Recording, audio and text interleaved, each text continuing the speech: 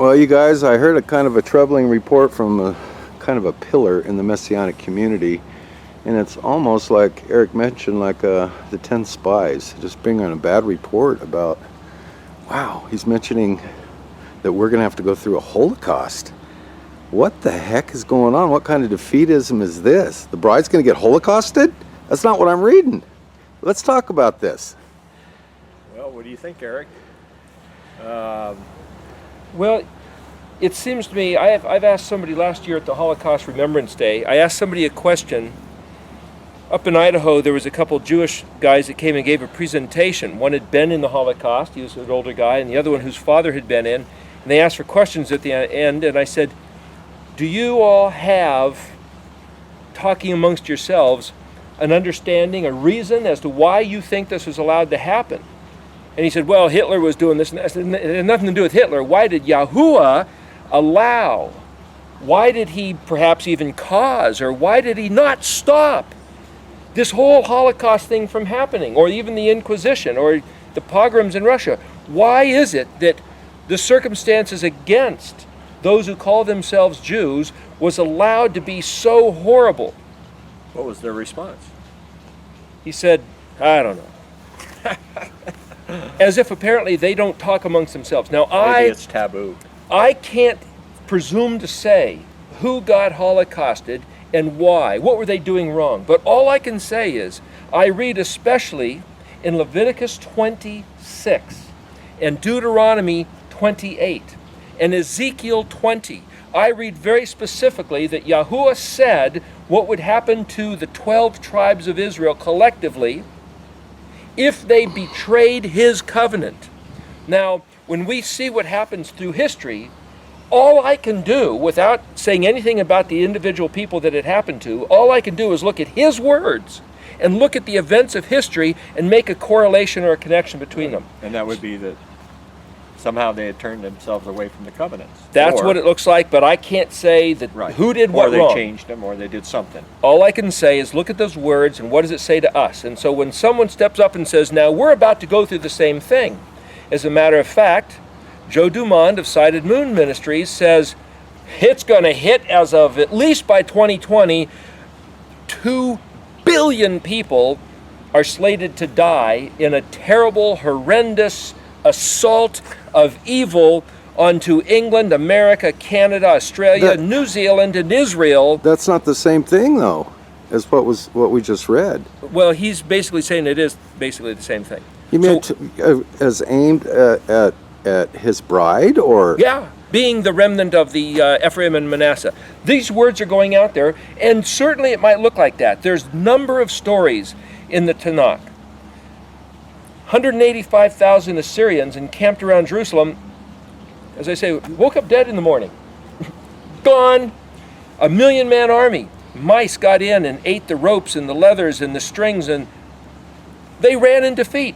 All the things that they had mustered, the equipment and the carts and the animals, they dropped them and ran, and Yahweh said, well, what turned it was the leaders, the governors, the princes of Jerusalem said, Yahweh, we deserve this. You're right, we deserve this, we've betrayed you, but you're our only help.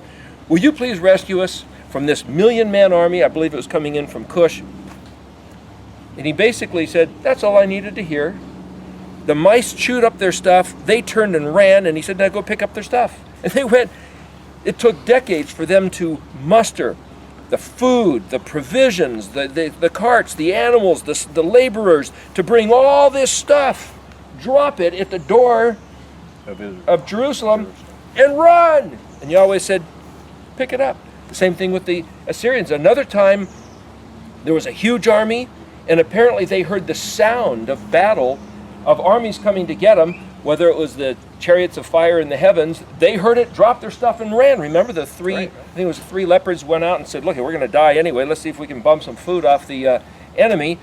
The enemy's gone. They said, boy, we better tell everybody else about this. It would be a gluttonous sin for us to consume it ourselves. My point is, there's verses where Yahweh says, Israel, I would have redeemed you. I would have rescued you from the brink of death, from the depths of the abyss. Before you took your last breath, I would have grabbed you and picked you up if you would have just turned to me. This is not about how big is the giants, How massive is the armies of the enemy? This is about the words of Yod-Heh-Vav-Heh in covenant with Israel. And now Leviticus 26, as I mentioned the other day and just recently, is a critical thing. I wrote down a couple things. If you read Leviticus 26 in order, 4 times he says he'll multiply the curse by 7, but the word 7 is a sworn vow. 4 times. Well, the number 4 is a door. Is he telling us there's a door? According to my sworn vow, you will either be cursed 7 times over, or I tell you, I'll open the door and you can escape the curse and get the blessing if you guys will heed my words. So here's an interesting thing. I started reading at the very end of Leviticus 26, which is verse 46. As the end of the matter, the conclusion, this is what he says.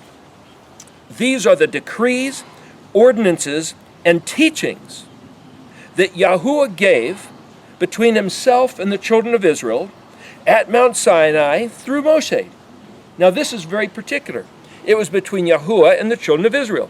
If you're of a different covenant and a different people group, like the church in the New Testament and Jesus, this has nothing to do with you. Now, if the church and the new covenant with Jesus Christ has a different deal, that's up to them. I'm not addressing that. I'm not even commenting on that. What we're talking about is the covenant between Yahweh and the children of Israel given through Moshe at Mount Sinai. And he gave them decrees, ordinances, and teachings. Now, if somebody else says, oh, those were all fulfilled, those are done away with, those are abolished, those are annulled, those are no longer pertinent, then it's like, tell you what, you guys can go play in your own sandbox because this has nothing to do with you. We are discussing very particularly the decrees, ordinances, and teachings that Yod-Heh-Vav-Heh gave between himself and the children of Israel, the collective of the 12 tribes, not just the Jews, at Mount Sinai. And the word Sinai, again, as we said the other day, means erudite scholarship, very studious, diligent, trying to comprehend through Moshe. Now, this is qualified by the verse that came before it, which is verse 45. I just read verse 46. Verse 45 says, now this is Yahuwah speaking, I will remember for them, gee, as if they forgot, the covenant of the ancients, those whom I have taken out of the land of Egypt before the eyes of the nations, to be Elohim unto them. And then he says, Ani Yahweh. Now, Ani Yahweh means I am the one who causes it to exist. It's translated, I am the Lord. I am the one who will cause to exist and maintain the perpetual matters that I decree cannot be absolved. I will remember for them, that word remember is the car, and it also means to recall to mind, I will sustain in existence the covenant of the ancients. So anybody who thinks the covenant was done away with and it has nothing to do with them, they can go play over there because we're talking about the sustained covenant that he recalls to mind and will keep active. Right. That. If they might not want the covenant, but he still has it, and it's still in effect. It never goes away. So we're talking here about the ones that want to participate in that covenant. Right. Okay, verse 44. But despite all this, despite all what? Verse 43, we'll get to that in a minute. I'm reading this now in backward sequence. Right. Okay. But despite all this, while they will be in the land of their enemies, hey, that's us here now, Right. I will not have been revolted by them, nor will I have rejected them to obliterate them, to annul my covenant with them, for I am Yahuwah, their Elohim. Despite all what? Go to verse 43. The land will be bereft of them, and if you go look at history, for the last 2,000 years, the land was bereft of the people of Israel. And it will be appeased for its, the word there is Shabbat or Shemitah. It doesn't say Shemitah, but those are the land Sabbaths. Having become desolate of them, and they must gain appeasement for their iniquity. He didn't say that the blood of the Messiah or the blood of Jesus is going to gain appeasement for their iniquity. The land will be desolate for a certain amount of time. Now this goes back to the 2,730-year curse. Right. If he says it will be multiplied by 7, and then this is Leviticus 26, verse 43, and in Ezekiel 4, Ezekiel laid on his side 390 days for the house of Israel, the northern kingdom. So the northern kingdom is going to be kicked out for 390 days. But if he multiplies it by 7, that's 2,730, which brings us from 721 BC to 2010, basically. Somewhere. So that as of 2010, we can come back, because he says the land will have to be desolate. They must gain appeasement for their iniquity. Now the word they or it or he, we have to go back and look in the Hebrew, because I don't necessarily think it might mean they, it might mean the land. But nevertheless, because, now this is why all this happened. Why is that land sitting barren for all these years? Why is there this conflict between the Palestinians and the Israelis now? Why is it that we're on the opposite side of the world talking about returning to his covenant? He says here, because they were revolted by my ordinances, and because their spirit rejected my decrees. So that's the problem. They turned their back on you. The word annul literally is a curtain. The curtain that separated the Kadosh place from the Kadosh Kadoshim is this word Peresh Kaf, where we get the word park, which is something set apart by itself. You can have an urban area like New York City, and there's Central Park. Peresh Kaf is that set apart place, which is not like everything else. We'll tuck it aside. And as we said the other day, we have parked, as it were, annulled, as it's translated, by taking his stuff and saying, you know, it looks too Jewish. As a matter of fact, certain leaders of the Greco-Roman world said, this stuff looks Jewish, we're going to set it aside. We rejected it. It's detestable. We're offended by it. It stinks. We loathe this stuff. And especially if you don't eat pork, or if you don't eat shellfish, or if you rest on the Sabbath day, or if you keep the festivals, the Moedim, like Passover and Sukkot festivals, anybody who thinks that stuff looks too Jewish, or anybody who says that they are revolted by his ordinances and their spirit within them rejects his decrees, fall into the category of really getting the goat, getting Yahweh's goat, you might say. Anyway, verse 42, I will remember my covenant with Yaakov. This has nothing to do with the church. And also my covenant with Yitzhak. This has nothing to do with Ishmael. And also my covenant with Abraham. I will remember, and I will remember the land. Yahweh keeps saying now 3 or 4 times that he's going to remember. We're trying to line up with what's on his mind and on his heart. Back up to verse 41. I also will behave toward them with casualness. Casualness? Whatever. Disregard. Why is he going to behave towards his people with casual disregard? I will bring them into the land of their enemies, where we are now. Perhaps then their unfeeling heart will be humbled, and then they will gain appeasement for their sin. This, he never said in verse 41 of Leviticus 26 that we will gain appeasement for our sin if we trust in the blood of the Messiah. He says their unfeeling heart will be humbled in the land of our enemies. Why? Back up to verse 40. They will confess their sin and the sin of their forefathers, for the treachery with which they betrayed me, and also for having behaved towards me with casualness.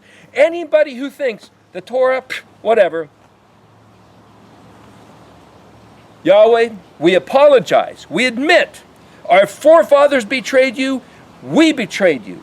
We don't care. We say whatever. We find it detestable. We find it to be Jewish. We find it to be Yahoo. We officially apologize, ask for your forgiveness, restore us to your favor, restore us to your ways. Please restore the calendar as you designed it to be so that we can be your people, because we declare Yahuwah Elhi, Yahweh is my Elohim. Amen. Zechariah 13:9. That's right. Verse 39, because of their iniquity, whose iniquity? The people that were detested by his things, your remnant will disintegrate in the land of your foes. And because the iniquities of their forefathers are with them as well, that's the inherited lies that we read about in Jeremiah, they will disintegrate. Verse 38, you will become lost among the nations, the land of your foes will devour you. Verse 37, they will stumble over one another as in flight from the sword, but there is no pursuer. You will not have the power to withstand your foes. This is the curse put on his people. How many of us go, Is the IRS coming against us? Is the CIA? Is the Feds? Is the Islam? Is the Muslims? Is the Jesuits? Is the... Better be looking for him. I'm telling you, this is a list of enemies. Right. Verse 36, the survivors among you, I will bring weakness into their hearts in the land of their foes. The sound of a rustling leaf will pursue them. They will flee as one flees the sword, and they will fall, but without even a pursuer. He's going to make us scared to death. We're going to run like cowards. It sounds like the people today. It really does. What was that guy saying? What was that guy saying? Oh, look at the Holocaust Does again. that not sound like what he's saying? I thought the whole object of returning in spirit and truth was to receive the blessings, not the curses. Absolutely. And now we're being likened to running around scared, looking at a Holocaust, for crying out loud. What the heck? I just can't believe that was said, and it's so troubling to me. Joe Dumond and Jonathan Cahn have written stuff about the Shemitah. Verse 35, all the years of its desolation, the land, it will rest, whatever it did not rest during your sabbaticals when you dwelt upon it. That's land Sabbath, the Shemitah. Right. He says, I'm going to kick you out of the land because you got, now remember the southern kingdom was kicked out for 70 years, and Daniel reckoned with the timing as something that Jeremiah said, and after the 70 years he said, hey Yahweh, you gave us a contract. You said we had to be kicked out for 70 years because for 490 years we didn't keep the Shemitah land Sabbath. But we did our 70 years. Can we go home? And he says, yeah, that's what I said. Okay. Well, you do the calculations for the northern 10 tribes. It's up as of 2010. So there was 4 of us that went over to Israel, and we're standing there at the day of Shemini Atzeret at Shiloh, standing right there where the altar of incense was. And we said, hey, Yahweh, you said, just like Daniel did in Daniel chapter 9. We have officially sent emissaries over there to stand there and hold Yahweh accountable to his covenant. We are allowed to come back because of these words. Verse 34, then the land will be appeased for its sabbaticals during all the years of its desolation. While you're in the land of your enemies, then the land will rest and will appease for its sabbaticals. And the word appease there means cause to run, satisfied, atonement, to explain a difficult question, to set straight or to stabilize. It says nothing about the blood of the Messiah. This has nothing to do with salvation. It has nothing to do with, did Jesus die on the cross, or what's the difference between Jesus and Yeshua? Yahweh says there's terms of covenant, and you guys must balance the scales. That's mishpat. And this has to do with admitting that we've blown it and come back to do what he said. Do it right. Or attempt to do it right. Verse 33 says again, and you I will scatter among the nations, I will unsheath the sword after you. This isn't the devil speaking, this is Yahweh. Your land will be desolate, your cities will be a ruin. Verse 32, I will make your land desolate, your foes who dwell upon it will be desolate. So you look over there and say, why is it that the people living in the land, even though the Israelites, the Hebrews were gone, why is the land still desolate? Because Yahweh said so. Because the land has to lay desolate. That's why other people haven't been there. If we back up, go ahead. Go back over to this one page here when you're talking about what he was going to do to the people. He's already done that once, and that's the Holocaust that they're talking about. It's happened a number of times. He goes on to say, you will eat the flesh of your sons and your daughters you will cannibalize. I will behave toward you with a fury of casualness. I will chastise you. I myself characterized wrath as vowed 7 ways and times accordingly as your sin. He's a mirror image, the way he acts towards us as we act towards him. Despite these warnings, not listening to me, and if you behave towards me with casualness, that's verse 27, which is why all this happens. We're going to cut this off in just 1 second, but listen to this, verse 14. If you will not shema, which is hear, listen, and heed, to me, and will not perform all of these commandments. This is a big if. If we do shema, it won't happen. It's conditional. If you consider my decrees loathsome, and if your being rejects my ordinances so as not to perform all my commandments, so that you annul, that's put the shield up, against my covenant, then I will do the same to you. I will turn my attention against you. You will be struck down before your enemies. Those who hate you will subjugate you. You will flee with no one pursuing you. I am Yahweh your Elohim, who took you out of the land of Egypt. From being their slaves, I broke the staves of your yoke, and I led you erect. Verse 12. I will walk among you. I will be Elohim unto you, and you will be a people unto me. Because I am Yahweh your Elohim. My Sabbaths you will observe, and my Kadosh matters you revere. I am Yahuwah. If you follow my